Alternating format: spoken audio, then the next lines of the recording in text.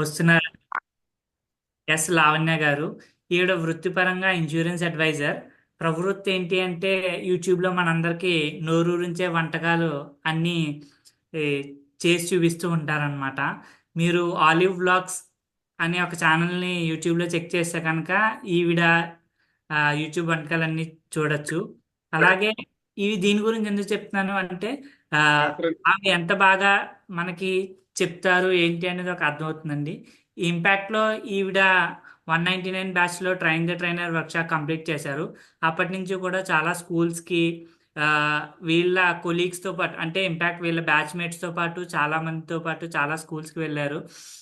చాలా మందిని పిల్లలకి వేరియస్ టాపిక్స్ మీద కెరీర్ గైడెన్స్ కానీ ఈ గ్రోత్ కానీ లేదంటే గోల్ సెట్టింగ్ కానీ ఇలాంటి వాటి మీద చాలా పిల్లలకి అవేర్నెస్ క్రియేట్ చేశారండి. అలాగే 212 అండ్ 217 బ్యాచెస్కి మెంటర్గా కూడా వ్యవహరించారు. యంగ్ మైండ్స్ అనే ఒక గ్రూప్కి కూడా ఈవిడ ఇన్ఛార్జ్గా ఉన్నారు. వివేకవాణిలో చాలా సార్లు ఈవిడ స్పీకర్గా కూడా వ్యవహరించారండి. అండ్ 7 AM డిజైన్ టాక్ అని చెప్పి ఆ, ఒక ప్రోగ్రామ్ కూడా ఈవిడ స్పీకర్గాను ఉన్నారు. So I welcome S Lavanya garu. The virtual dais is yours. Thank you sir, ఇంత మంచిగా నన్ను ఇన్వైట్ చేసినందుకు. మీ అందరికీ నేను సుపరిచితురాలని అందరికీ కూడా నేను తెలుసు. కానీ ఈ రోజు నేనేం టాపిక్ చెప్పబోతున్నానో మీకు తెలుసా? తెలిస్తే గనక కిందున్న కామెంట్ చాట్ బాక్స్ యూజ్ చేసి చాట్ చేసి చెప్పండి. ఈ రోజు మనం చెప్పే స్టోరీ ఏంటి, ఏమనుకుంటున్నారు, అసలు దేని గురించి ఈ సెషన్ అన్నది స్టార్ట్ అవుతుంది అని అనుకుంటున్నారు. ఒక్కసారి నాకు చాట్ బాక్స్ యూజ్ చేసి అయితే చెప్పండి. సార్, వాల్యూమ్ అవైలబుల్ గా ఉందా సార్? ఎస్ మేడం, వాల్యూమ్ బాగా వినబడుతుంది మేడం. ప్రాబ్లం ఓకే ఏంటి? Sir.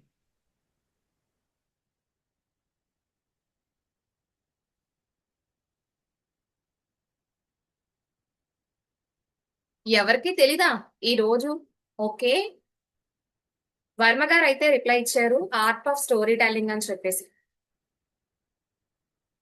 Change your thought, you will change your life.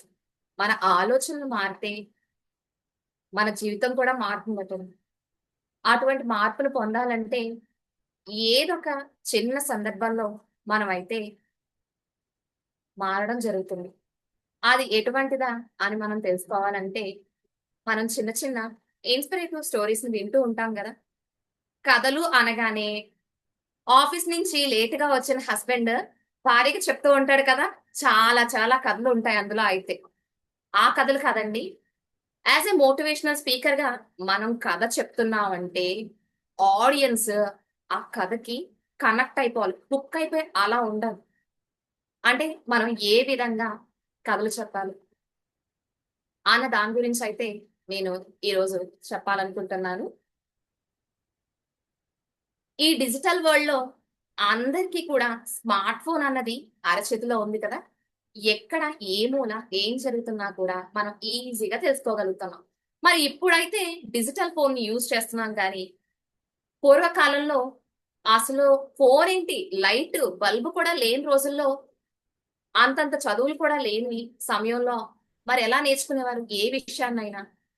అంటే ఇంట్లో ఉన్న అమ్మమ్మలు గాని, తాతయ్యలు గాని, నాయనమ్మలు గాని, వీళ్ళందరూ సాయంత్రం అయ్యేటప్పటికి మనవల్ని మనవరాల్ని కూర్చోబెట్టుకుని సరదాగా ఒక కథ చెప్పడం అయితే మొదలు పెట్టారు. కథ అంటే జస్ట్ ఏదో టైం పాస్ కి వినేస్తున్నాం అన్న దాంతో పాటు వాళ్ళ విజ్ఞానాన్ని, అనుభవాల్ని, జీవిత సారాన్ని కాచి వడపోసిన విధంగా అయితే కథల రూపంలో తెలియజేస్తూ ఉండేవారు.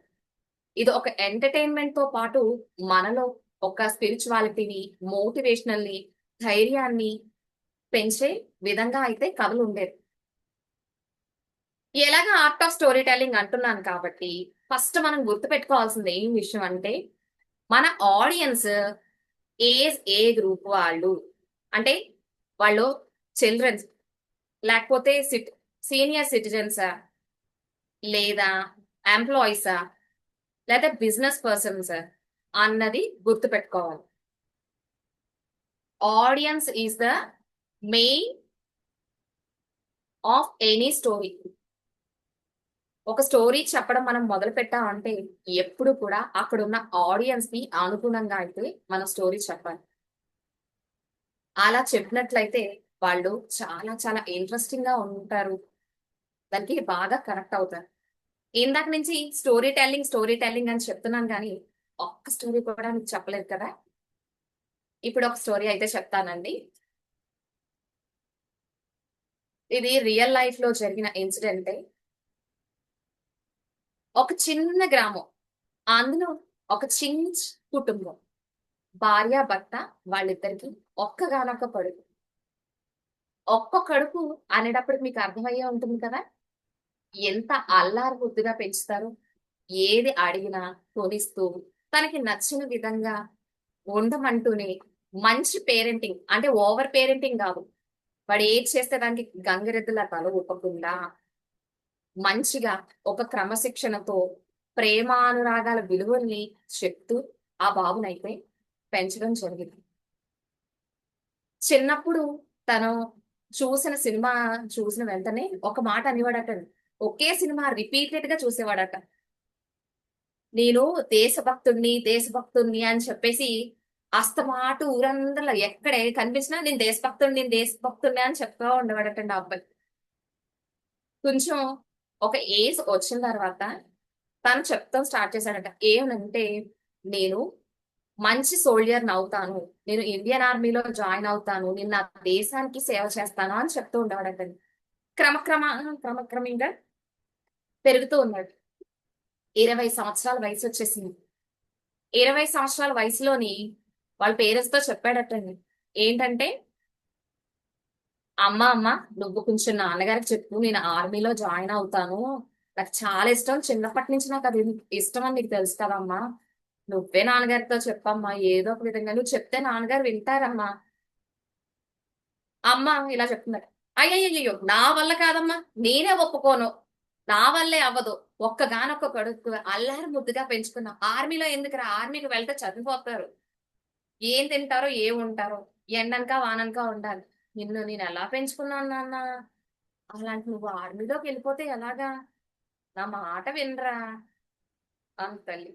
అయినా ఆ అబ్బాయి వినకుండా తండ్రి దగ్గరికి వెళ్ళి, నాన్న నేను ఆర్మీలో జాయిన్ అవుతాను అని మళ్ళీ చెప్పాడు. ఏదో కుర్రతనంలే అలా అంటాడు గాని వెళ్తాడా ఏంటి, ఆ సరే చూద్దాం. ఆ అబ్బాయికి 21 సంవత్సరం వచ్చేటప్పటికి ఆర్మీ సెలక్షన్స్ లో సెలెక్ట్ అయ్యాడు. ఆర్మీలో అయితే జాయిన్ అవ్వడం జరిగింది. ఆ రిపోర్ట్ చూసిన తండ్రి, మనకి లెటర్ వస్తుంది కదండి ఆర్మీ నుంచి, ఆర్మీలో జాయిన్ అవ్వమని, పలానా డేట్ టైం అన్ని మెన్షన్ చేస్తారు కదా, అది చూసిన తండ్రి, ఏరా నువ్వు నిజంగానే జాయిన్ అయిపోతున్నావా, మేము అలా అసలు పంపించవమ్మా, నువ్వంటే నాకు ఎంత ప్రేమరా, ఎన్నో పూజలు వ్రతాలు ఎన్నో గుళ్ళు గోపురాలు పుడితే నువ్వు మాకు పుట్టావు, నిన్ను మేము ఎలా వదిలేసుకుంటాం, నువ్వు వెళ్ళడానికి అస్సలు మేము ఒప్పుకోము అంటే, అది కాదు నాన్నగారు, నేనైతే వెళ్ళాలి, వెళ్ళి తీరాలంటే, నేను చిన్నప్పటి నుంచి నా కళ, మీకు తెలుసు నేను చిన్నప్పటి నుంచి కూడా కలగంటున్నాను ఒక గొప్ప సోల్జర్ అవ్వాలని చెప్పేసి. సో నన్ను ప్లీజ్ దయచేసి పంపించండి, నేను మంచి దేశభక్తుడిని అని నిరూపించుకుంటాను అన్నాడు. ఇంకా పేరెంట్స్ ఇద్దరికి అర్థమైంది, మనం ఎన్ని చెప్పినా వీడు విన్నాడు, వాడు చెప్పిన మాట విన్నాము అని. వెళ్లాల్సిన రోజు రానే వచ్చింది. రైల్వే స్టేషన్ కి అయితే వెళ్ళారు. ఆ తల్లి ఒక బాధ ఎలా అంటే, నాన్న వెళ్ళకరా, ఇప్పుడు అన్నా పర్వాలేదు, డబ్బులు పోతే పోతాయి, ట్రైన్ డబ్బులు మనకు అవన్నీ అవసరం లేదు, నువ్వు వెనక్కి వచ్చేరా, అక్కడ నీకు ఎవ్వరో తెలియదురా నాన్న, ఎండలో ఉండాలి, ఎంతో సేపు మెలకుగా ఉండాలంట, సరైన ఫుడ్ ఉండదు, ఇక్కడైతే నీ స్నేహితులు ఉన్నారు, చేసి పెట్టడానికి నేను ఉన్నాను, సరదాగా కబుర్లు చెప్పుకుంటూ ఉండొచ్చు కదరా, ఎందుకురా ఆర్మీ ఆర్మీ అంటావు, అందులో జాయిన్ అవుతావు అని చెప్పి అనేసరికి, లేదమ్మా, ఒక మంచి తల్లి ఎప్పుడు కూడా తన బిడ్డల యొక్క వెన్ను తడుతుంది, నువ్వు చేయగలరా అని చెప్తుంది, అలాంటి నువ్వే నన్ను వెళ్ళొద్దని చెప్తావా అనేసరికి తల్లి కొంచెం స్థిమితంగా కూర్చున్నట్టు కూర్చుంది కానీ లోపల అలజడైతే అలాగే ఉంది. తండ్రి పైకి గాంభీర్యంగా కనిపిస్తున్నా, అయ్యయ్యో ఈ ఉండగలనా, అస్సలు తెల్లగా ఉంటాడేమో, ఆ ఆర్మీలోకి వెళ్తే నల్లబడిపోతాడు అనుకుంటేనే పైకి మాత్రం గాంభీర్యాన్ని నటిస్తూ ఉంది. వాళ్ళ ప్రయాణం అయితే ఆర్మీ వైపుకి ఆ అబ్బాయి వెళ్ళాడు. తల్లిదండ్రులు ఇంటికి వెళ్ళిపోయారు.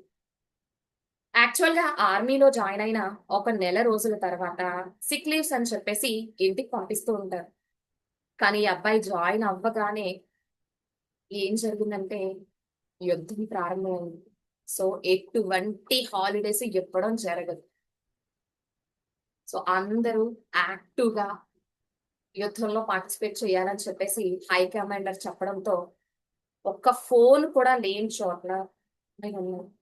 రోజులు గడిచాయి, నెలలు గడిచాయి, సంవత్సరం అయిపోయింది. కొడుకు దగ్గర నుంచి ఫోన్ లేదు. అసలు ఉన్నాడా లేడా అన్నట్టు అయిపోయారు పేరెంట్స్ ఇద్దరు కూడా. చాలా బాధతో, చాలా ఇంక ఏంటి పిల్లోడు ఇలా కాడి నుంచి ఒక్క ఫోన్ లేదు, అసలు ఎలా ఉన్నాడో ఏంటో అని వాళ్ళు బాధపడుతున్నారు. అటువైపు ఆ అబ్బాయి కూడా అయ్యో ఇంటికాడ ఉంటే ఆ అమ్మ వేడి వేడిగా బిర్యానీ చేసేది, చక్కగా తినేవాడిని, సరదాగా ఫ్రెండ్స్ తో మూవీకి వెళ్ళేవాడిని. ఆ రోజులన్నీ గుర్తొచ్చినాయి. తండ్రికి కొంచెం ఒంట్లో బాగోదు. ఆయన్ని హాస్పిటల్‌కి తీసుకెళ్తూ, వస్తూ ఆయనకి ఏమీ ఇబ్బంది కలగకుండా చూసుకునేవాడిని.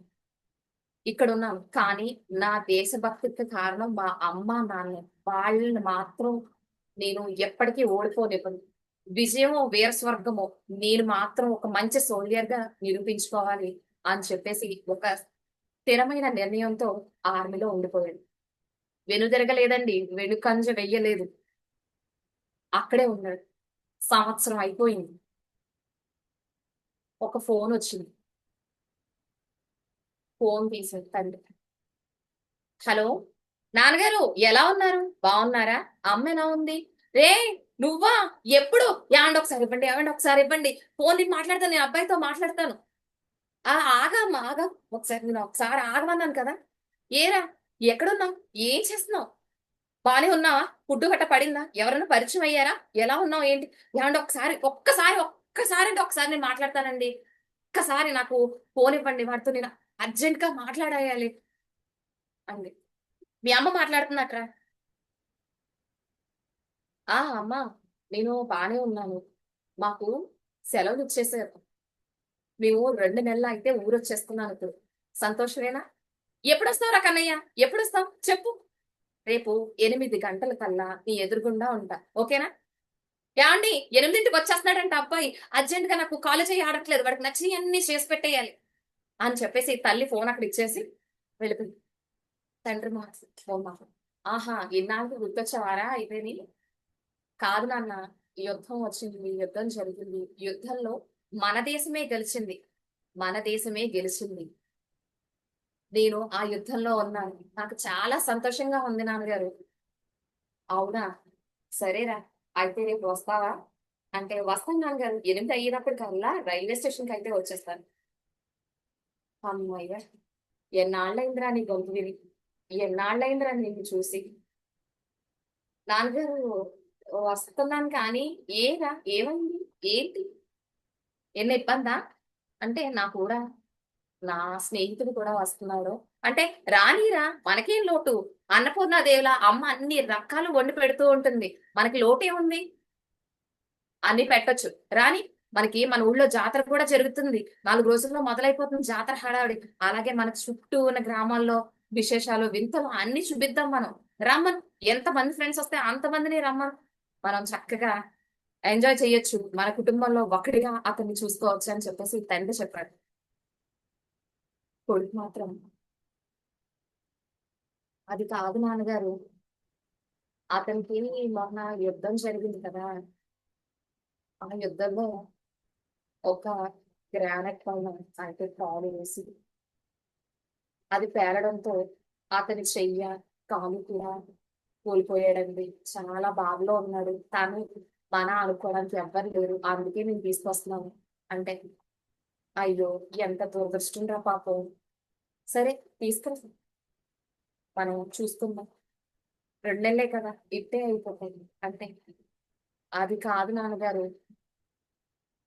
తన్ని మేము తీసుకువచ్చి పంపించేయాలని కాదు, శాశ్వతంగా మీతోనే ఉంచాలని అనుకుంటున్నాను అంటే అదైనా కుదురుతుందిరా. అది కుదరదు కదా. అమ్మ నేను పెద్దవాళ్ళం అయిపోయాము. వాడు మనకి భారం అయిపోతాడు కదా. మనకి అంత ఇది లేదు కదా.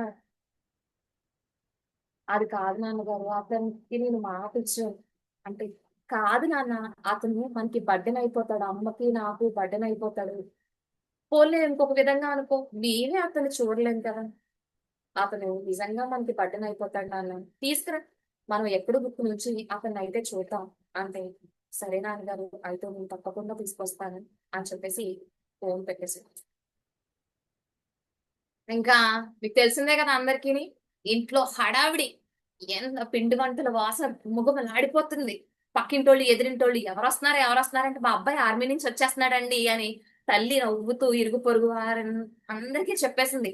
ఊరంతా టామ్ టామ్ వేసినట్టు. ఇంకా ఎంత అలా అంటే ఇద్దరు కూడా చాలా చాలా సంతోషంగా ఒక పండుగ వాతావరణం వాళ్ళ ఇంట్లో నెలకొందండి. ఏమే పిల్లోడికి ఇష్టమని బూర్లు చేసావా అంటే బూర్లు చేశానండి. వాడికి ఇష్టమని బొబ్బట్లు కూడా చేశాను. మీరు మర్చిపోయారేమో బంగినపల్లి మామిడి పళ్ళు అంటే వాడికి చాలా ఇష్టం. కొంచెం తెచ్చి పెట్టండి అంటే నిన్న ఫోన్ ఇలా పెట్టేయగానే అలా మార్కెట్ కి వెళ్ళి బంగినపల్లి మామిడి పళ్ళు అయితే తన కోసం తెచ్చాను నేను. ఫ్రిడ్జ్ లో పెట్టాను. వాడు రాగానే కట్ చేసి ఇచ్చేద్దాం మనం. వాడికి చాలా చాలా ఇష్టం కదా. వాడితో ఇంకొక ఎవరినో తీసుకొస్తానన్నాడు కదా. కొంచెం ఎక్కువ మోతాదులో చెయ్యి ఏదైనా ఇంకొక ఇద్దరు ముగ్గురు వచ్చినా సరిపోతాయంటే ఆ సరిపోతాయండి. చాలా వెరైటీస్ చేశాను. అన్నీ తినాలి అందరూ కూడా. అందుకని మామూలు రుచితో పాటు నా ప్రేమ అని ఇంకొక రుచిని కూడా అందులో వేశానండి అని చెప్పి తల్లి ఎంతో సంతోషంతో కొడుకు కోసం ఎదురు చూస్తుంది. 8 అయిపోయింది. 8 అయిపోయింది. ఏం చేయను? పిల్లోడు ఇంకా రాలేదు. టైం అయిపోతుంది. ఏంటి 8 అయిపోయిందా? అప్పుడే 8 అయిపోయిందా? అంటూనే తండ్రి ఓసే పిచ్చిదానా నీకు తెలీదా మన ఇండియా రైల్వే గురించి? ఎప్పుడైనా ట్రైన్ టైంకి వచ్చిందా? ఒక గంట అటు ఇటు అవుతుందే. ఏం పర్వాలేదు. అలా ఆగు. స్థిమితంగా కూర్చో అంటే అలా కూర్చుంది తల్లి. చిన్నప్పటి జ్ఞాపకాలు కొడుకు తాలూకు జ్ఞాపకాలన్నీ తలుచుకుంటున్నారు. ఏమండి ఆ గోడ మీద బొమ్మలు చేశారా? మనవాడేసిందే. ఇప్పుడు వచ్చిన తర్వాత ఇంకా ఆర్మీకి పంపించొద్దండి. వాడికి ఎవరినొకళ్ళు ఇచ్చి పెళ్లి చేసేద్దాం. పెళ్లి చేసేస్తే ఇక్కడే ఉంటాడు వాడు అని రకరకాల ఆలోచనలతో సంతోషంగా మొహం అంతా వెలిగిపోతుంది తల్లిదండ్రులు. ఎందుకంటే కొడుకు వస్తున్నాడు. ఇంకా పంపించకూడదు. పెళ్లి చేస్తామంటే ఇక్కడ ఇంట్లోనే ఉంటాడు. సో అందుకని వాళ్ళు ఇంకా ఇంకా ఎన్నెన్నో ఆనందాలు పంచుకోవాలి. మనవల్ని మురి మనవల్ని ఎత్తేసినట్టు ఊహాలోకంలో అయితే తేలిపోతున్నారు. టైం చూస్తే 12 అయిపోయింది. ఏవండి మనం ఇంత ముచ్చట్లలో మర్చిపోయాం. 12 అయిపోయిందండి. ఎవరినో అబ్బాయిని తీసుకొస్తా అన్నాడు కదా. అతను తీసుకురావడానికి ఏమో ఇబ్బంది పడుతున్నాడేమో. ఒక్కసారి రైల్వే స్టేషన్ కి వెళ్ళండి అంటే నిజమేనే బానే గుర్తు చేసావు. ఇబ్బంది పడుతున్నాడేమో మన పిల్లోడు అని చెప్పేసి తండ్రి షర్ట్ వేసుకుని స్టేషన్ కి అయితే వెళ్ళాడు. స్టేషన్ కి వెళ్ళిన తర్వాత మొత్తం స్టేషన్ అంతా జల్లెడ పట్టేశాడు. కానీ కొడుకు ఎక్కడా కనిపించలేదు. ఇంటికొచ్చి ఇంకా రాలేదే. కానీ వాడి పేరు అయితే ఉంది లిస్ట్ లోని. ఇవాళ వస్తున్నట్టు వచ్చినట్టు కూడా చెప్పారు. కానీ వాడు ఎక్కడా నాకు కనిపించలేదు. అవుతు ఏమోనండి బాబు. అసలు పిల్లల్ని ఎత్తుకుపోయేవాళ్ళు పిల్లల్ని ఎత్తుకుపోతారు. నీకు పిచ్చిగాని పట్టిందా? మన పిల్లోడు ఏమన్నా చిన్న పిల్లోడా చంటి పిల్లోడా? వాడికి ఏం కాదే అంటే ఆవిడ వెన్ను అదే కాదండి బాబు. అసలు ఏం తెలియని అమాయకుడండి నా కొడుకు. నోట్లో వేలు పెడితే కొరకలేడండి. అటువంటి కొడుకు నా కొడుకు. సో నేను వాడిని ఇంక నేను చెప్పలేనండి. ఆడికి అసలు ఏం తెలియదండి. అమాయకుడండి అంటే సర్లే నిజమే. చాలా టైం అయిపోయింది. టైం చూస్తే 2 అయిపోయింది అప్పుడే. నాకు ఏదో గాబరాగా ఉంది బండి మీద. సరే పోలీస్ స్టేషన్ కి వెళ్తాను. వాడు ఫోటో ఒకటి పట్టరా అంటే ఫోటో తెచ్చింది. ఆ ఫోటో తీసుకుని పోలీస్ స్టేషన్ కి వెళ్ళి రిపోర్ట్ రాశారు మిస్సింగ్ కేసు అని చెప్పేసి. ఇంటికి వచ్చేసారు.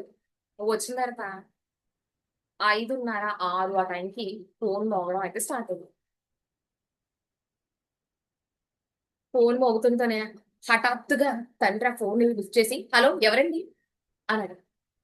అడిగితే అదే పొద్దున్న మిస్సింగ్ కేసు మీరు చెప్పారు కదండి మీ అబ్బాయి ఎవరో కనిపించట్లేదని. ఇంచుమించు మీ అబ్బాయి పోలికలతో ఉన్న ఒక అబ్బాయి ఇక్కడ కనిపించాడు మాకు. 10వ అంతస్తు మించి దూకేశాడు. ఒకసారి రండి, మీ అబ్బాయి ఏమో ఎంక్వైరీ చేసుకోండి. చూసి మరి ఆ శవాన్ని మరి తీసుకెళ్తారో ఏం చేస్తారో చెయ్యాలి కదా. మా అబ్బాయి కాదండి, మా అబ్బాయి అలాంటి పనులు చెయ్యడు. వాడు ఆర్మీలో చేస్తున్నాడు, అలాంటి పనులు ఎందుకు చేస్తాడు? అటువంటి ఏం చేయడు. ఒకసారి వచ్చి చూసుకోవయ్యా అని అడ్రస్ చెప్పాడు. ఆ అడ్రస్ కి వెళ్ళాడు. తల్లి తండ్రి మా అబ్బాయి కాదు, మా అబ్బాయి కాదు, మా అబ్బాయి కానే కాదు. వాడు ఎందుకుంటాడు? వాడు ఆర్మీలో చేస్తున్నాడు, చాలా గుండె ధైర్యం గలవాడు మా వాడు. చిన్నప్పటి నుంచి హీరో హీరో జంకేత పెంచాను వాడిని. వాడికి ఎందుకుంటుంది? వాడు ఎందుకు చచ్చిపోతాడు అని తండ్రి మనసులో అనుకుంటూనే, లేని ధైర్యాన్ని తల్లికి చెప్తూనే ఇద్దరు కారులో బయలుదేరారు. ఆ ప్లేస్ కి వెళ్ళారు. అదిగోండి అయ్యా, అక్కడ కనిపిస్తుందే శవం, అదే, వెళ్ళి చూసుకోండి అది అవునో కాదో అంటే. తండ్రి మా అబ్బాయి కాదండి, మా అబ్బాయి ఆర్మీలో చేస్తున్నాడు, ఎందుకు ఇలా చనిపోతాడు? మా అబ్బాయి కాదు, మీరు ఇక్కడి నుంచి చెప్తున్నాను కదా, మా అబ్బాయి అలా ఉండడు. ఒకసారి ఆ క్లాత్ ఓపెన్ చేసి చూడండి అంటే. భయం భయంగానే అక్కడికి తడబడుతూ వెళ్ళి క్లాత్ అయితే వైట్ కలర్ క్లాత్ ఇలా తీసాడు. అయ్యో, చనిపోయారా? ఏంట్రా నీకు అంత కష్టం ఎందుకు వచ్చిందిరా? నువ్వు చనిపోవాల్సిన అవసరం ఏమొచ్చింది? నిన్ను అల్లారు ముద్దుగా పెంచుకున్నావే, మీ అమ్మ ఎంత అలా పెంచిందిరా. ఆర్మీలో జాయిన్ అవ్వద్దు అయినా ఎంతో నేను ధైర్యవంతుడు నాన్న అని జాయిన్ అయ్యావు కదా. మరి అలాంటి నువ్వు ఎందుకు చనిపోయారా అని చెప్పి తండ్రి కౌగిలించుకోగానే అప్పుడు తెలిసింది ఏంటంటే, తన ఫ్రెండ్ కి ఆర్మీలో యుద్ధం జరుగుతున్నప్పుడు కాలు చెయ్య బాంబ్ బ్లాస్ట్ లో పోయినాయి అని చెప్పాడు కదా. మరి ఎవరో కాదు, అది నా కొడుకే అని తెలుసుకునేటప్పటికి, నాన్న నాన్న నాకు యుద్ధంలో బాంబ్ బ్లాస్ట్ జరగడం వల్ల కాలు చెయ్యపోయినాయి నాన్న అని చెప్తే నువ్వు నాకు బర్డెన్ అవుతావా? నిన్ను నేను నో చెప్తానా? నువ్వు మాకు బరువు అవుతావా? నిన్ను మేము తీసుకువెళ్ళమని చెప్తావా?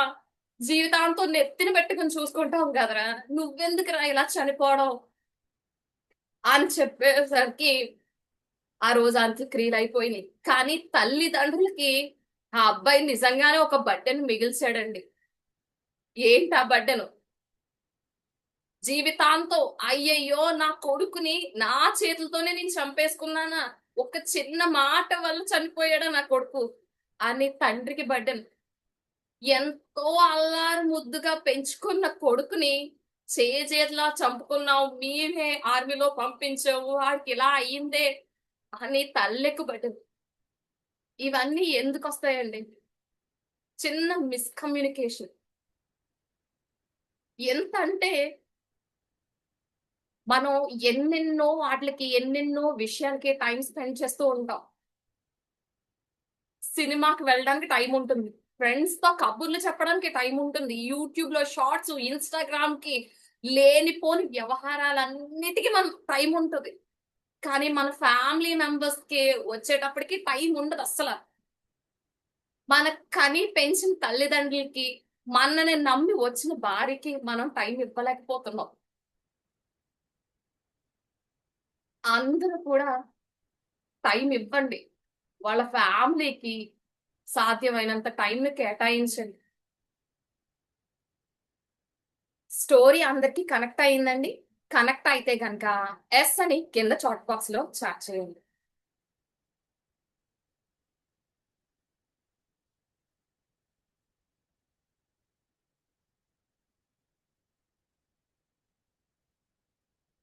ఓకే, చాలా మంది అయితే చాట్ చేస్తున్నారు. ఏంటంటే వాళ్ళకి హార్ట్ఫుల్ గా టచ్ అయిందండి అందరికీ స్టోరీ.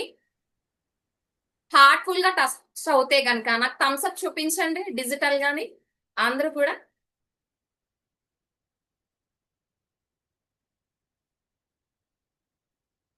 చూసారా? ఇప్పుడు ఈ స్టోరీ ద్వారా మీరు ఎలా ఫీల్ అయ్యారో ఎవరైనా మీలో ఒకళ్ళు అన్మ్యూట్ చేసుకుని చెప్పండి. డిజిటల్ గా హ్యాండ్ రేస్ చేసి అన్మ్యూట్ చేసుకుని నాకు ఆన్సర్ చేయండి.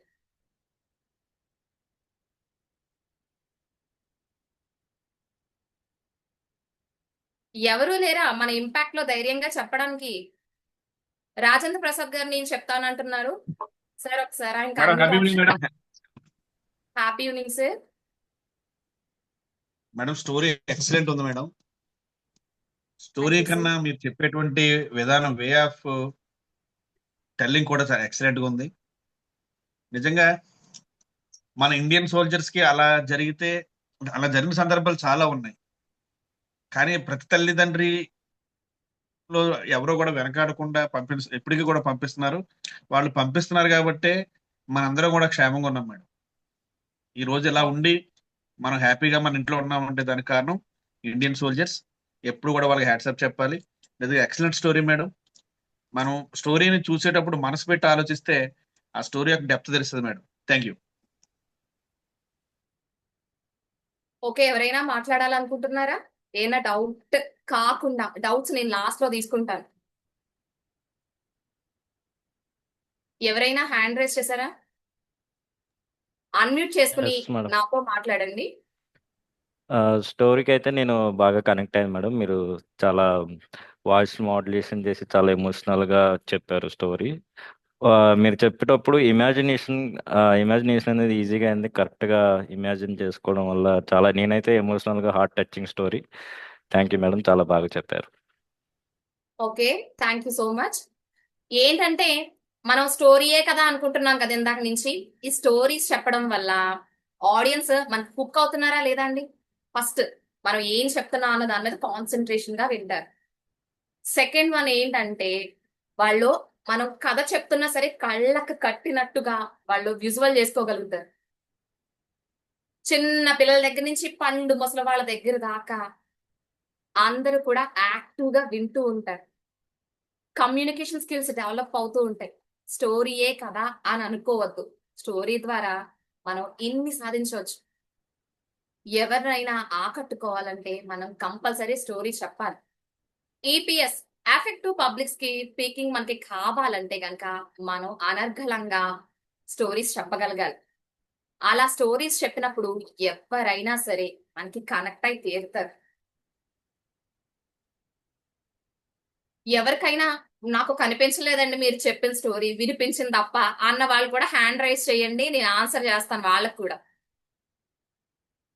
భారత్ గారు హ్యాండ్ రైజ్ చేశారు, అన్మ్యూట్ చేసుకుని అడగండి. మీకు కనిపించిందా వినిపించిందా కూడా నాకు చెప్పండి. మేడం నేను ఫస్టే హ్యాండ్ రైజ్ చేశాను మేడం, ఈ క్వశ్చన్ కి కాదు, ముందే హ్యాండ్ రైజ్ చేశాను. యాక్చువల్లీ ఏంటంటే ఆ, మీరు చెప్పినట్టు ప్రతి క్యారెక్టర్ కూడా మీరు చాలా ఇన్వాల్వ్ అయ్యి చాలా ఎక్సలెంట్ గా ఎక్స్ప్లెయిన్ చేశారు మేడం. నిజంగా ఏంటంటే ఇమాజిన్ అన్నమాట. యాక్చువల్లీ డైరెక్ట్ గా మాకు స్టోరీ ఏంటంటే కళ్ళకి ఎదురుగుండా కట్టినట్టుగా కనిపించింది. అసలు మీ వాయిస్ మాడ్యులేషన్ కావచ్చు, ప్రతి క్యారెక్టర్ సంబంధించి ప్రతి క్యారెక్టర్ లో మీరు ఇన్వాల్వ్మెంట్ అన్నమాట. ఇంకా అసలు మేము అయితే ఇంకా అసలు ఎటు అసలు డైవర్ట్ అవ్వలేదు. ఇంకా మేము ఇందులోనే స్టోరీలో ఇన్వాల్వ్ అయితే రియల్ స్టోరీ లాగా చాలా ఎక్సలెంట్ గా చెప్పారు మేడం మీరు. Thank you so much. Okay, మరి ఇందాక నుంచి ఇవన్నీ చెప్తున్నాను కదా మీకు, నాకు ఒక డౌట్ వచ్చింది. ఏంటంటే మనం ఏవో 4 కథలు అనుకుని వెళ్ళిపోతాం. అక్కడ ఉన్న ఆడియన్స్ కి తగ్గట్టు మనం స్టోరీ చెప్పగలగాలి కదా. మనకి ఏం చెప్పారంటే మనం వెళ్ళినప్పుడు, యాండి మన దగ్గర అందరూ చిన్నపిల్లలు ఉన్నారండి, స్టూడెంట్సే అందరూ, స్టూడెంట్స్ కి తగ్గట్టు మీరు కథ చెప్పండి అన్నారు. సరే స్టూడెంట్సే కదా అని చెప్పేసి మనం స్టూడెంట్ కి తగ్గట్టు చిన్నపిల్లలు కదా చిన్ని చిన్ని కథలు వెతుక్కుని వెళ్ళిపోయాం. తీరా చూస్తాం అక్కడ అందరూ పెద్దవాళ్ళండి. స్టూడెంట్స్ అన్నారని మనం విన్నాం తప్ప వాళ్ళు ఏ ఏజ్ గ్రూప్ వాళ్ళు కనుక్కోవడం మర్చిపోయాం. అయితే అలాంటప్పుడు ఎలా చేయాలి అన్న దాని గురించి కూడా నేను ఇంకొక చిన్న కథ చెప్తాను. ఇది ఎక్కువ టైం తీసుకోదండి. అనగనగా ఒక ఊళ్ళో ఒక భార్య భర్త, వాళ్ళకి 4 కొడుకులు, 1 కూతురు. అయితే చాలా సంతోషంగా ఉంది జీవితం. అనుకోకుండా భర్త ఒక రోడ్ యాక్సిడెంట్ లో చనిపోయింది. అయ్యో, బాధగా ఉంది. అదే టైంలో పిల్లలు చూస్తే ఇంతింతే ఉన్నారు, ఏ పని చెప్పలేదు, వాళ్ళు ఏం చేయలేదు. తల్లి ఎంతో కష్టపడి ఇష్టంగా తన పిల్లల్ని పెంచుకుంది. ఎంత ఇష్టంగా అంటే వాళ్ళు డబ్బులో లేని వాళ్ళేమో తప్ప గుణగణాల్లో, అందంలో ఎంతో ఉన్నతంగా ఉన్నారు. తల్లి ఏదైనా చెప్పిందా మనం చెయ్యాలి. మాతృదేవో భవ అన్న మాటకి నిజమైన అర్థాన్ని అందించే కొడుకు కూతురు అన్నాడు. కొడుకులు పెద్దవాళ్ళు అయ్యారు, చాలా బాగుంది. ఇక అప్పట్లో ఇంత చదువులు లేవు కదా, వాళ్ళకున్న స్తోమత బట్టి వాళ్ళు పొలం పనులకు వెళ్తూ ఉండేవాళ్ళు. పొలానికి వెళ్ళి పొలం నుంచి వస్తున్నప్పుడు కూలి డబ్బులు ఇస్తారు కదా అందరు కూడా. ఆ డబ్బులతో వాళ్ళు వాళ్ళ అమ్మ ఇంటి దగ్గర చెప్పేది, నాన్న ఈ రోజు నువ్వు శనగపప్పు మినపప్పు పట్టరారా అని ఒక కొడుక్కి చెప్తే, రెండో కొడుక్కి చింతపండు కందిపప్పు పట్టరా, మూడో కొడుక్కి ఆవాలు జీలకర్ర మెంతులు అయిపోయినాయి నాన్న అవి పట్టరా అని చెప్పారు. నాలుగో కొడుకు అయితే మాత్రం నువ్వేం తీసుకురావద్దా, బియ్యం మాత్రమే తీసుకురామని చెప్పేది. కూతురు ఇంకా చిన్నపిల్లండి, ఏదో ఇంటి పని చేస్తుంది కానీ బయటకు వెళ్ళి పని చేసే అంత వయసు లేదు. అమ్మకి చేదోడు వాదోడుగా ఇంట్లోనే ఉంది. అలా ఉంటూ ఉండగా కొన్ని సంవత్సరాలకి పెద్దవాళ్ళు అయిపోయారు. పెద్ద కొడుకు అయితే పెళ్లి చేయాల్సిన వయసు అయితే వచ్చేసింది. అనుకోకుండా ఏమైందంటే ఆ సంవత్సరం వానలు అస్సలు పడలే. వానలు పడకపోతే రైతు పంట ఎలా వేస్తాడండి ఎవరైనా? వేగంగా వేస్తాను, పండుతుందా? పంటలు లేవు, ఎక్కడ చూసినా దుర్భిక్షం, ఆకలి కేకలు, ఎవరి దగ్గర డబ్బులు లేవు, డబ్బుల కోసం మనుషుల్ని చంపేస్తున్నారు. అటువంటి టైంలో కొడుకులు అమ్మ చెప్పింది కదా అని పొద్దున్నే పొలం పనికి వెళ్ళి ఎక్కడ పని దొరక్క ఇంటికి వచ్చాడు. ఇంటికి వస్తూ ఉంటే ఆ తల్లి నార్మల్ గానే భోజనం ఎందుకు, చేతులు కాళ్ళు కడుక్కున్నాము, అన్నం వేడివేడిగా ఉంది, భోజనం పట్టిస్తాము తినేయండి అని. కొడుకులు కూడా నేను తెచ్చిన దాంట్లో ఏమో మిగిల్చి ఉంటది, ఈ రోజు సరిపోతుంది కదా అది పెడుతున్నట్టుంది అని చెప్పేసి తిన్నాడు. ఇలా 2 days గడిచింది. మూడో రోజు కూడా ఆ తల్లి అంతే ప్రేమగా కొడుకులకి భోజనం పెడుతుంది. అమ్మ ఎంత సంతోషంగా ఉంది, అమ్మకి పిచ్చి పట్టిందా అసలు ఇవన్నీ ఎక్కడి నుంచి తెస్తుంది? మనమా 3 రోజులు అయిన పనిలోకి వెళ్ళి డబ్బులు ఎక్కడవే, భోజనమా అద్భుతంగా ఉంటుంది, మనకి ఎప్పుడు పెట్టేలాగా ఏమీ లోటు లేదు, ఏంటి అని అడిగి. అప్పుడు కొంచెం యుక్త వయసుకు వచ్చిన కూతురు చెప్తూ ఉంటుంది, అన్నయ్య అమ్మ ఎప్పుడు కూడా మన చిన్నప్పటి నుంచి మీరు పనుల్లోకి వెళ్ళడం మొదలు పెట్టిన కాడి నుంచి ఒక పని చేస్తూ ఉండేదిరా. ఏంటంటే పెద్దోళ్ళు మాత్రం బియ్యం పట్టుకురామనేది కదా, ఆ బియ్యం మాత్రం 2 గుప్పెట్లు తీసి 2 గుప్పెట్లు ఒక పెద్ద కుండలో వేసేది. మళ్ళీని రెండో అన్నయ్య చింతపండు కందిపప్పు తెచ్చాడనుకో, అవి మాత్రం ఒక్కొక్క గుప్పుడు తీసి వేరువేరుగా ఒక్కొక్క కుండలో పెట్టేది. ఇలా మిగతా అన్నయ్యలు అన్ని తెచ్చినవి కూడా అలా అలా పెట్టేది. ఒకసారి నాకు అనుమానం వచ్చి అమ్మాయి ఏం చేస్తున్నావు అని అడిగితే అమ్మ ఏమందంటే, నువ్వు చిన్నపిల్లవే, నువ్వు చెప్తానులే చెప్పే వయసు వస్తే అని చెప్పింది అన్నయ్య. అప్పుడు నాకు అర్థం కాలేదు ఏం చేస్తుంది ఈ అమ్మ అని. కానీ ఇప్పుడు అర్థమైంది అన్నయ్య, ఏంటంటే ఎప్పుడు కాలం ఒకేలా ఉండదు, కాలం మారుతూ ఉంటది. మనమా కూలి పనులు చేసుకుంటున్నాం కదా, ఏదైనా అయితే ఎలా అని చెప్పేసి అమ్మ నా చిన్నప్పుడు ఎలా దాచిందో మీరు పెద్ద అయిందంటే అప్పుడు చిన్న కుండలు అన్నయ్య ఇప్పుడు పెద్ద పెద్ద పెట్టేసింది. దాని నిండా ఇంట్లోకి కావాల్సిన అన్ని కూడా 6 నెలలకి సరిపడగా తిండి అయితే మన ఇంట్లో ఉంది, మీరేం భయపడక్కర్లేదు అని. అప్పుడు తల్లి, అవునరా నాయన, మీరేం కంగారు పడక్కర్లేదు, 6 నెలల వరకు మీరు కూర్చుంటున్నా ఏం కాదు, చూడండి ఇంట్లో అన్ని ఉన్నాయి, ఏం కంగారు పడక్కర్నా, పాలు గట్ట కావాలి మనకి ఏముంది కదా అని చెప్పేసి అనడంతో అమ్మా నువ్వు చదువుకోలేదే, అస్సలు చదువుకోలేదంటారు కానీ ఎన్ని తెలివితేటలే బాబా అన్నారటండి పోతూ. ఊరుకోండ్రా, నా తెలివితేటల గురించి మీరు చెప్పాలి అని చెప్పేసి ముసిముసిగా నవ్వుకుంటూ ఈ కథనైతే ఎండ్ చేశాను. ఇదే కథని మనం ఒక ఫైనాన్షియల్ గురించి కానీ ఏదైనా రిసోర్సెస్ కానీ పిల్లలు ఇంట్లో సరిగ్గా యూజ్ చేయట్లేదు, అన్ని ఎక్కువ వేస్టేజ్ ఉంది, మనం ఎక్కడైనా ఇన్వెస్ట్ చేయాలి, ఎలాంటి ఆలోచనలు ఉండాలి అన్నప్పుడు మీరు వెళ్ళి చోటకు తగ్గట్టు ఈ కథనైతే మీరు మార్చుకోవచ్చు. ఎలా అంటారా, మనం ఒక పిల్లలు ఎక్కువ వృధా చేసేస్తున్నారు, పిల్లలు కానీ మన వైఫే ఎక్కువ డబ్బులు ఖర్చు పెట్టేస్తూ ఉంటుంది. అప్పుడు ఈ స్టోరీ చెప్పి మనం ఏం చెప్పచ్చు అంటే, ఏమండి మీరు ఒక దుక్కునే ఎక్కువ ఇన్వెస్ట్ చేయక్కర్లేదు, కొద్ది కొద్దిగా చిన్న చిన్న మొత్తాల్లో మనం చిప్స్ కానీ ఇలా ఇన్సూరెన్స్ కానీ లేకపోతే ఏదైనా డిఫరెంట్ గా మనం మ్యూచువల్ ఫండ్స్ లో కానీ ఎక్కడైనా చిన్న మొత్తాన్ని దాకా ఉండేది. అవి ఈ రోజు మనకు కనిపించకపోవచ్చు, కానీ రేపు అన్న రోజు పెద్ద మొత్తంలో మనకి కావలసినప్పుడు అవి మనం అయితే తీసుకోగలుగుతాం అని ఒక భార్య తన భర్తకు చెప్పొచ్చు.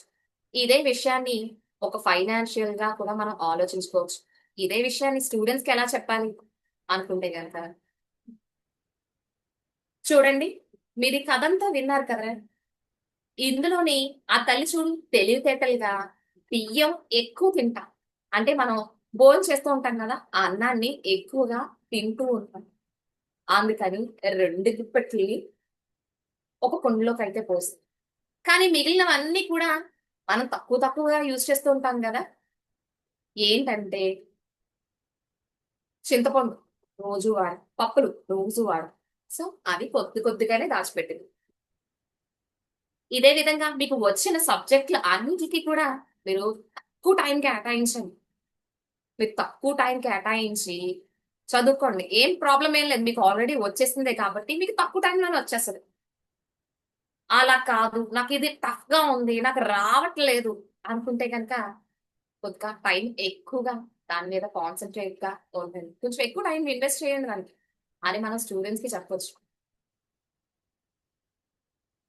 ఈ స్టోరీ నచ్చితే గనక ఎస్ అని, నచ్చకపోతే నో అని చాట్ బాక్స్ లో టైప్ చేయండి.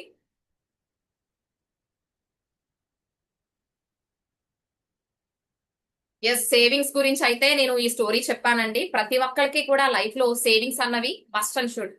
అది చిన్నదా పెద్దదా అన్న సంబంధం లేదు, మనం సేవింగ్ అయితే చెయ్యాలి.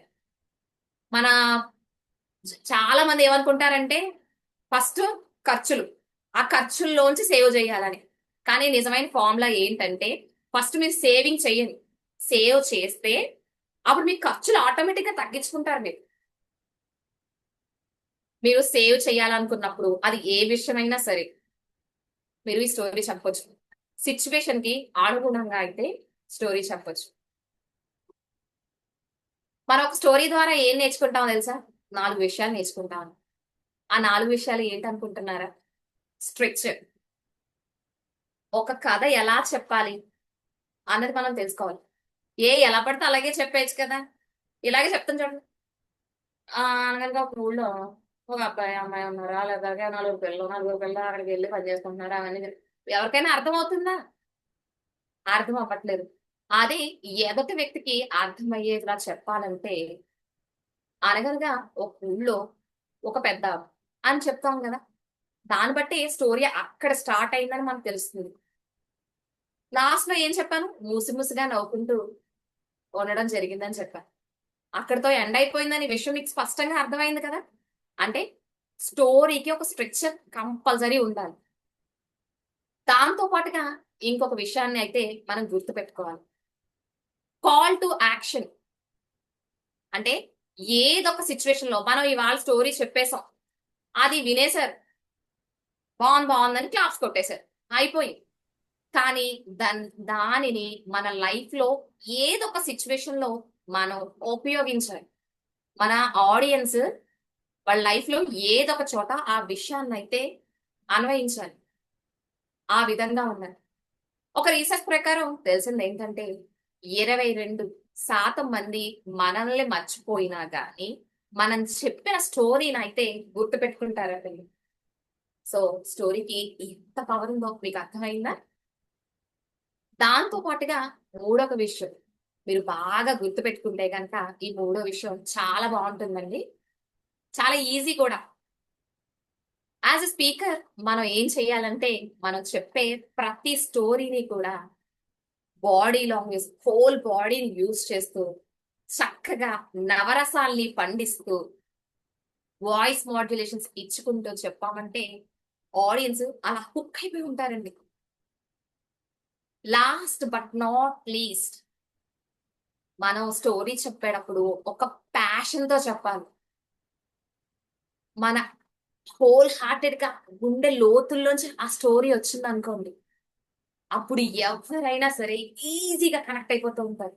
ఎందుకంటే అక్కడ నువ్వు ఓన్లీ నోటితో చెప్పట్లేదు, నీ గుండె లోతుల్లోంచి చెప్తున్నావు. ఇలా ఈ 4 విషయాలు గుర్తుపెట్టుకుని మీరు స్టోరీ చెప్పండి, ఎవరైనా ఆటోమేటిక్ గా కనెక్ట్ అయి తీరాల్సిందే. సరే, బానే ఉంది. మరి చిన్నపిల్లలకి ఎందుకు స్టోరీ చెప్పాలి? వాళ్ళకి ఏం పని? వాళ్ళు ఎక్కడికి వెళ్ళరు, ఏం చెయ్యరు కదా, వాళ్ళు ఏం జాబ్ చేసేసేది కాదు, ఏం చేసేది కాదు. మరి వాళ్ళకి ఎందుకు స్టోరీస్? టైం పాస్ కి ఏమి ఏదో ఖాళీగా ఉన్నారు, ఏదో ఒకటి చెప్పాలి కదా అని చెప్పేసి చెప్పకండి.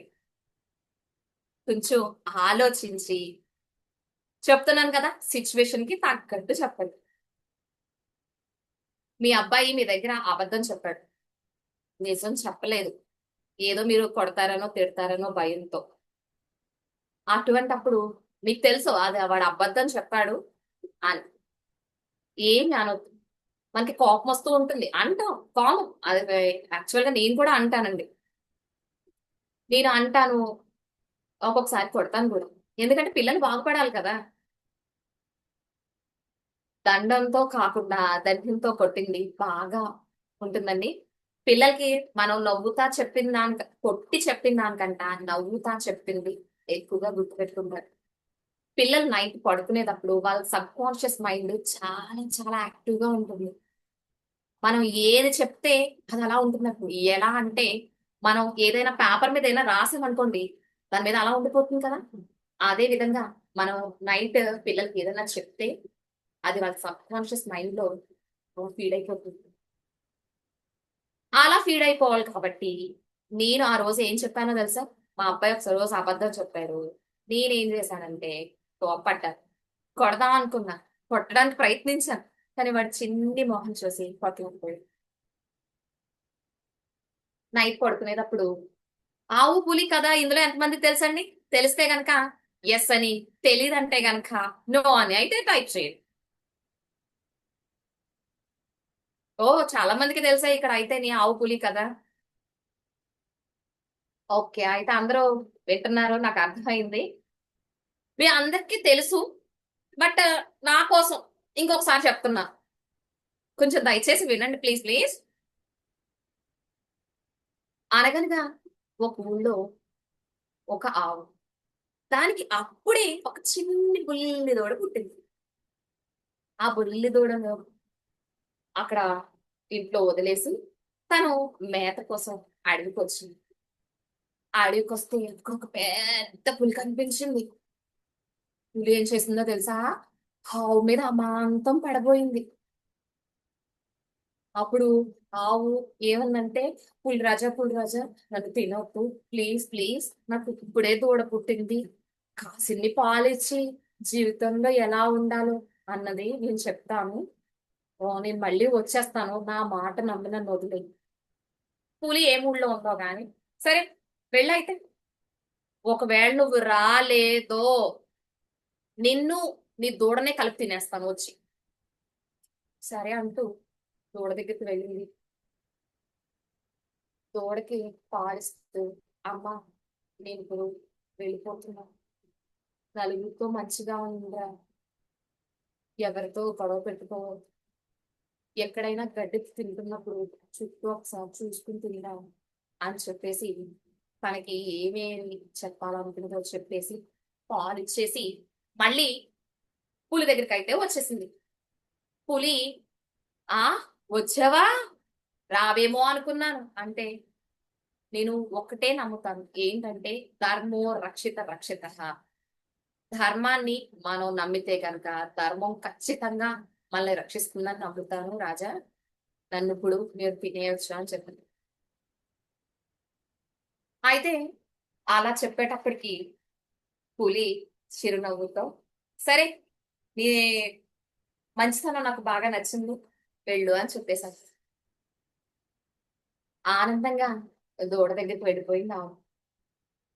ఈ కథ వల్ల మనం పిల్లలకి ఏం చెప్తామండి? ఎవరైనా అన్మ్యూట్ చేసుకో చెప్పండి.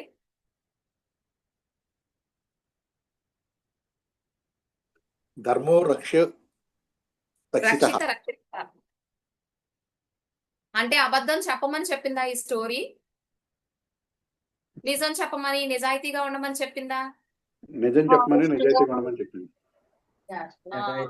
సో ఇటువంటి స్టోరీస్ కనుక మనం పిల్లలకి చెప్తే కనుక వాళ్ళు అబద్ధం చెప్పేటప్పుడు ఆలోచిస్తారా? చెప్తారా? ఎవరి దగ్గర అబద్ధం చెప్పినా కానీ అమ్మ నాన్న దగ్గర మాత్రం అబద్ధం చెప్పదు. ఇది మనం చిన్నప్పటి నుంచి పిల్లలకి నేర్పించాలి. రే నువ్వు నల్లగా ఉన్నా, పొట్టిగా ఉన్నా, పొడుగ్గా ఉన్నా, లావుగా ఉన్నా, సన్నగా ఉన్నా, ఎలా ఉన్నా నువ్వు మా బిడ్డవి. సో మా దగ్గర అబద్ధం చెప్పాల్సిన పని లేదు. ఇప్పుడు చెప్పినానా పొద్దున్న నువ్వు నాకు ఎందుకు అబద్ధం చెప్పావు అని అడిగితే ఆ పిల్లల రెస్పాండింగ్ ఎలా ఉంటుందండి? అన్మ్యూట్ చేసుకు చెప్పండి. ఎవరైనా ఇలా చెప్తే గనక ఆ పిల్లలు ఎందుకు అబద్ధం చెప్పారో రీజన్ చెప్తారా చెప్పరా? ఎవరికి చెప్తారు మేడం. చెప్తారు. చెప్తారు మేడం. చెప్తారు మేడం. Very good. అందరూ చాలా యాక్టివ్ గా వింటున్నారు. సో వింటారు. పిల్లలకి ఇలాంటి స్టోరీస్ ఎంత ఉపయోగపడుతున్నాయి మీకు ఇప్పుడు అర్థమైందా? దాంతో పాటుగా మనకి టీచర్స్ డే అని, పేరెంట్స్ డే అని, ఆ డే అని, ఈ డే అని చాలా డేస్ జరుగుతాయి కదా. అప్పుడు అన్ఎక్స్పెక్టెడ్ గా మిమ్మల్ని, ఏమండి భారత్ గారు ఒకసారి లేచి, మీరు స్పీకర్ అన్నారు కదా, ఒకసారి వచ్చేసి మన తెలుగు గొప్పదనం గురించి ఒకసారి చెప్పండి అని చెప్పేసి ఎవరో పిలిచారు. పిలిచారు. నేనా అండి చెప్పగలనా అండి? నా వల్ల అవదండి అని చెప్తామా చెప్పమా? చెప్తాం కదా. సో అప్పుడు కూడా చిన్ని కథలు, 1 minute, ½ minute కథలు కూడా ఉన్నాయండి. పావు నిమిషం కథలు కూడా ఉన్నాయి. అప్పుడు నేనైతే లేచి ఏం చెప్తానంటే, అనగనగా ఒక ఊళ్ళో ఒక పిల్లి ఉందండి. ఆ పిల్లి పక్క ఊరికి వెళ్ళి చదువుకుంటానని చెప్పింది. ఆ అమ్మ నాన్న పక్క ఊరు బడిలో వేశారు. అది నడుచుకుంటూ పొద్దున్నే స్కూల్కి వెళ్తుంది పక్క ఊరు. ఈ లోపు ఒక కుక్క ఎదురొచ్చింది. ఎదురొచ్చి ఎక్కడికి వెళ్తున్నావే పిల్లి అని అడిగినాయట. అడిగితే పక్కూరు వెళ్తున్నాను, పక్కూరులోని స్కూల్లో జాయిన్ చేశారు డాడీ, అక్కడ బాగా చెప్తున్నారు, నేను రోజు వెళ్తున్నాను, అక్కడ వరకు ఎందుకే, నా దగ్గర నేర్చుకో, నేను చెప్తానన్నా కుక్క. సరే కుక్క మామ, నేను నీ మాట వింటాను, మరి నాకు ఒక విషయం చెప్పాలి నువ్వు అందరి పిల్లి. అడగవే నేను చెప్తాను, ఆకంట తెలివితేటలు ఎవరికి ఉన్నాయి అందరి కుక్క. సరే నాలాగా మియావ్ అన్నాను. మియావ్ అని అనేటప్పటికి ఏమంటదండి కుక్క? భౌ భౌ అందట. అనేటప్పటికి అందుకే నీ దగ్గర నేర్చుకున్నాను నేను.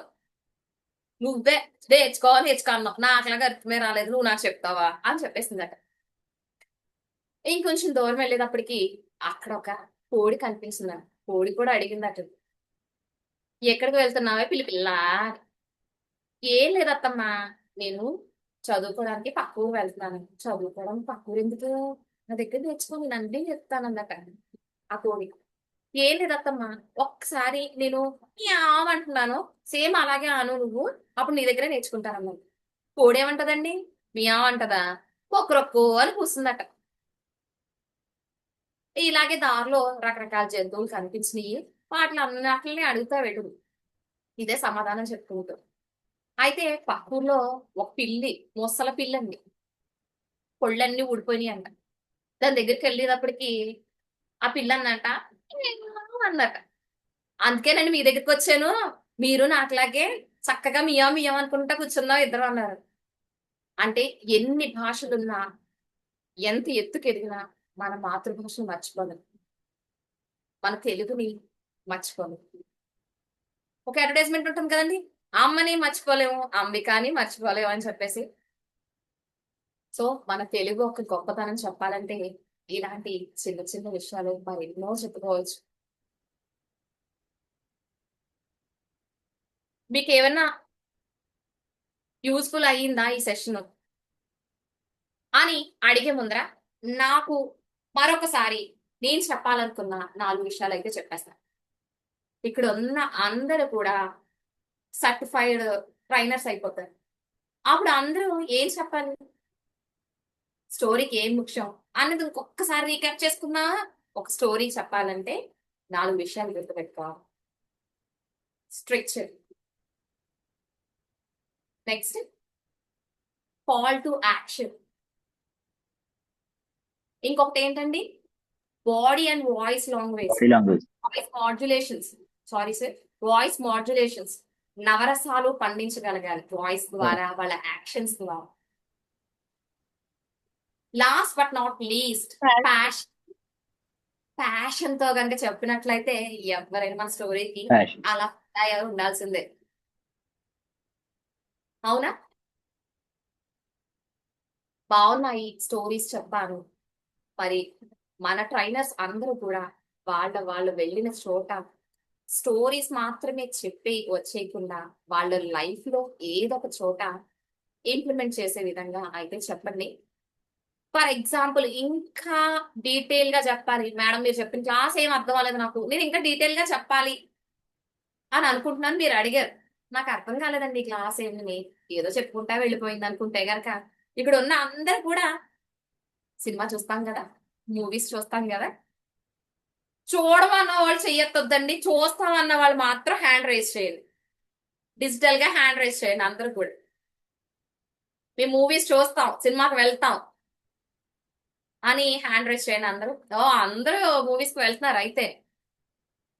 సో మనం మనకు మూవీస్ ఎందుకు నచ్చుతాయండి, అందులోని హీరో ఎంట్రీ బాగుండాలి, హీరోయిన్ ఎంట్రీ బాగుండాలి, హీరో ఎంట్రీ బాగుండాలి, హీరోయిన్ ఎంట్రీ బాగుండాలి, విలను చాలా క్రూరంగా ఉండాలి, స్టోరీ సూపర్ ఉండాలి, ఆ స్టోరీకి తగ్గట్టు సిచ్యువేషన్ లో కామెడీ రావాలి, ఆ కామెడీ అయిపోయిన తర్వాత ఫలానా ప్లేస్ లో మాత్రమే సాంగ్ రావాలి. అవునా? ఇవన్నీ కనుక మనం ఇంక్లూడ్ చేసుకుంటే ఆ సినిమా ఎక్సలెంట్ గా ఉంటుంది. లేదు నాకు నచ్చినట్టు సినిమా తీసుకున్నానండి, ఏంటంటే హీరో ఎప్పుడో లాస్ట్ లో వస్తాడు, వీళ్ళనే హీరో అనుకుంటాను లాస్ట్ వరకు, అదేమో అర్థం కాలేదు. హీరోయిన్ కి ఏమో అసలు అందంగానే ఉండదండి, ఇంతలా ఉంది హీరోయిన్. ఆ హీరోయిన్ ని చూసి అది హీరోయినా లేదా ఏంటా అని నేను అనుకుంటాను. సో మనం ఈ 4 విషయాలు గుర్తుపెట్టుకోవాలి. ఏ మూవీ అన్నా తీసేటప్పుడు డైరెక్టర్ గానీ ప్రొడ్యూసర్ గానీ వీళ్ళందరూ ఆలోచించుకుంటారు, ఎంత మందికి మన కథ అర్థమైంది, దాంట్లో పాత్రలకి మనం ఎంత ప్రాధాన్యత ఇచ్చాం, సిచ్యువేషన్ కి అనుగుణంగా మాటలు రాసామో లేదా, కామెడీ చేశా, హ్యూమర్ అండి నేను కూడా ఉపయోగిస్తున్నాను కదా హ్యూమర్ ని అక్కడక్కడ చక్కగా నవ్విస్తూ, ఇవన్నీ ఇంక్లూడ్ చేసుకుంటే కనుక మనం నిజంగా మన ఆడియన్స్ కి ఒక సినిమాయే చూపించవచ్చు. Thank you for everyone. నాకు ఇంత మంచి ఆపర్చునిటీ ఇచ్చినందుకు ఇంపాక్ట్ ఫ్యామిలీకి కృతజ్ఞతలు తెలుపుకుంటున్నాను. దాంతో పాటు మన ఆర్పి రవి గారికి కృతజ్ఞతలు తెలుపుకుంటున్నాను. మన ఇన్ఛార్జెస్ ఆయన పద్మావతి మేడం కి, శ్రీదేవి మేడం కి కూడా నా హృదయపూర్వక ధన్యవాదాలు తెలుపుకుంటున్నాను. ఎందుకంటే వాళ్ళ మూలానే నేను ఇక్కడే నేర్చుకున్నాను, ఇక్కడే ప్రెజెంట్ చేయగలుగుతున్నాను. Thank you madam and sir, thank you so much. ఏమైనా డౌట్స్ ఉంటే కనుక అడగండి. మేడం ఒక్క సెకండ్ మేడం, డౌట్స్ తీసుకున్నాము. మన ఆర్పి సార్ వచ్చారు, గురుప్రసాద్ సారు, సరే అదే ఎన్పి సార్, సారీ సార్తో మాట్లాడదామన్నా తీసుకున్నాం. సార్ గురుప్రసాద్ సార్ ఉన్నారా సార్? ఓహోస్ట్ ఇచ్చాను సార్ మీకు. నో ఇష్యూ, భోజనం తీసుకో.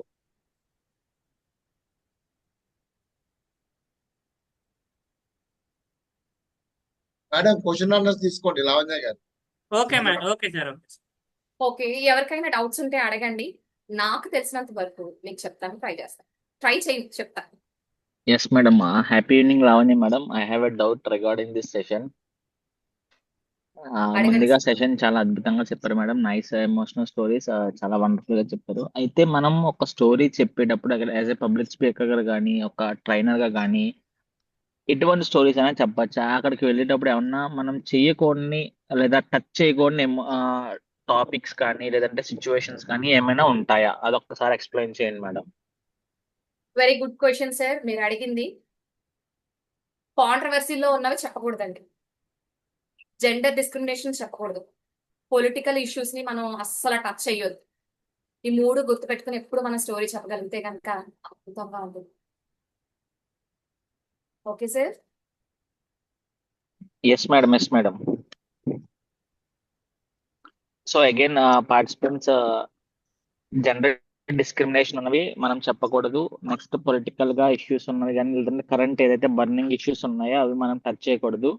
నెక్స్ట్ జెండర్ ఇన్ఈక్వాలిటీ మీద కానీ జెండర్ డిస్క్రిమినేషన్ కానీ మనం టచ్ చేయకూడదండి. So kindly remember that. Thank you so much madam. Balakrishna sir hand raise చేశారు, ఆయన తీసుకోండి. Thank you.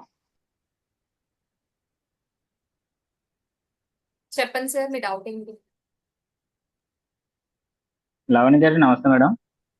నమస్తే సార్. మేడం అది మీరు సెషన్ అది బాగా చెప్పారు మేడం. అయితే నా డౌట్ ఏంటంటే మీరు సెషన్ చెప్పినప్పుడు 4 చెప్పారు కదా మేడం. దాంట్లో ఫస్ట్ వన్ బాడీ లాంగ్వేజ్ అని చెప్పారు, నెక్స్ట్ ఏమో వాయిస్ మాడ్యులేషన్ అన్నారు. కొంచెం దాంట్లో డౌట్ ఉంది మేడం నాకు. కొంచెం డిఫరెన్స్ చెప్తారు రెండిట్లకి, నాకు ఓకే అర్థం సార్. అవ్వలేదు ఇది. కానీ ఫస్ట్ బాడీ లాంగ్వేజ్ చెప్పలేదండి, స్ట్రక్చర్. మీరు ఒక సినిమా చూస్తారు కదా. కాదు మేడం, మీరు స్ట్రక్చర్ చెప్పారు, నెక్స్ట్ కాల్ టు యాక్షన్ చెప్పారు, నెక్స్ట్ బాడీ లాంగ్వేజ్ చెప్పారు, నెక్స్ట్ ప్యాషన్ చెప్పారు మేడం. అవును, మీ డౌట్ ఏంటి సార్? దాంట్లో తర్వాత మళ్ళీ వాయిస్ మాడ్యులేషన్ మార్చారు మూడోది.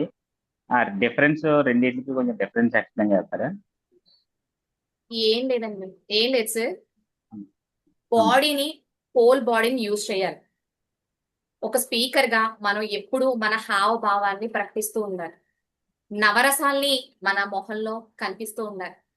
మీకు already body language, voice modulations లో కూడా చెప్పారు కదా, నవరసాలు పండించాలని చెప్పేసి. మనం బాడీ ద్వారానే 55% ఎక్స్ప్రెస్ చేయగలుగుతూ ఉంటాం. మన Okay. కంటెంట్ ని 7% తీసుకుంటే గనక మన వాయిస్ మాడ్యులేషన్స్ 33% ఉంటుంది. అవునా కాదా అండి? Okay madam, okay. అవునా సార్? అవును మేడం, అవును. సో అలాంటప్పుడు మనం మన బాడీ లాంగ్వేజ్ ని యూజ్ చేసుకుంటూ, మన వాయిస్ ని యూజ్ చేసుకుంటూ కనుక చెప్పామంటే అందరూ మెస్మరైజ్ అయిపోయి ఉంటారని చెప్పేసి చెప్పడం జరుగుతుంది. మీకు అర్థమైందా సార్? ఓకే మేడం, అర్థమైంది madam. Thank you madam.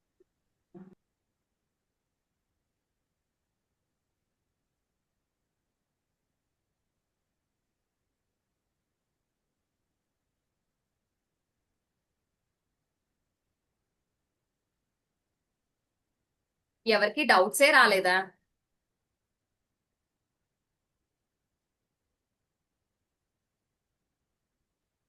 Madam రాజా చెప్పండి sir. So happy evening madam. So నా డౌట్ ఏంటంటే మనం ఏదైనా ప్రజెంటేషన్ ఇవ్వడానికి వెళ్ళినప్పుడు మనకి అక్కడ ఆడియన్స్ ఏ గ్రూప్ ఆడియన్స్ లేదంటే వాళ్ళు ప్రొఫెషన్ ఏంటి మనకు చెప్తారు కదా. మనం స్టోరీ అనేది కాంటెంట్ ప్రిపేర్ చేసినప్పుడు స్టోరీని టాపిక్ కి ఇంకా ఎలాగా ప్రిపేర్ చేసుకోవాలా, లేదంటే బేస్డ్ ఆన్ ఆడియన్స్ మనం ప్రిపేర్ చేసుకోవాలా? అండ్ వన్ మోర్ క్వశ్చన్ ఏంటంటే మనం స్టోరీని బేసిక్గా ఇప్పుడు నేను బిగినర్ కాబట్టి నాకు సడన్ గా స్టోరీస్ ఏం మైండ్లోకి రావు. మనకి ఏదైనా రిఫరెన్సెస్ ఏమైనా ఉంటాయా మనం అక్కడి నుంచి మనం స్టోరీస్ని తీసుకొని మనం ప్రెజెంటేషన్లో ఇంక్లూడ్ చేసుకోవడానికి? ఇప్పుడు మనకి ఎన్ని సెషన్స్ జరిగినాయి అండి? చాలా ఓ, సెషన్స్ జరిగినాయి కదా. అవును మేడం. ప్రతి దాంట్లో కూడా ఒక స్టోరీని అయితే ఇంక్లూడ్ చేస్తున్నారు. అంటే చూడండి, సిచ్యువేషన్ కి తగ్గట్టు ఒక స్పీకర్ ఎప్పుడు కూడా తన దగ్గర, తన పాకెట్ లో ఎప్పుడు కూడా ఒక 10 to 20 స్టోరీస్ అలా ఉంచుకోవాలి. మీరే చెప్తున్నారు కదా, మనం వెళ్ళే చోట ఏ ఏజ్ గ్రూప్ ఉంటారో మనకు తెలియదని. పిల్లలు ఉంటారు ఒక్కొక్కసారి, ఒక్కొక్కసారి పెద్దవాళ్ళు ఉంటారు, సీనియర్ సిటిజన్. ఒక్కొక్కసారి వెల్ ఎడ్యుకేటెడ్స్ ఉంటారు. ఇలా మహా అయితే ఒక 4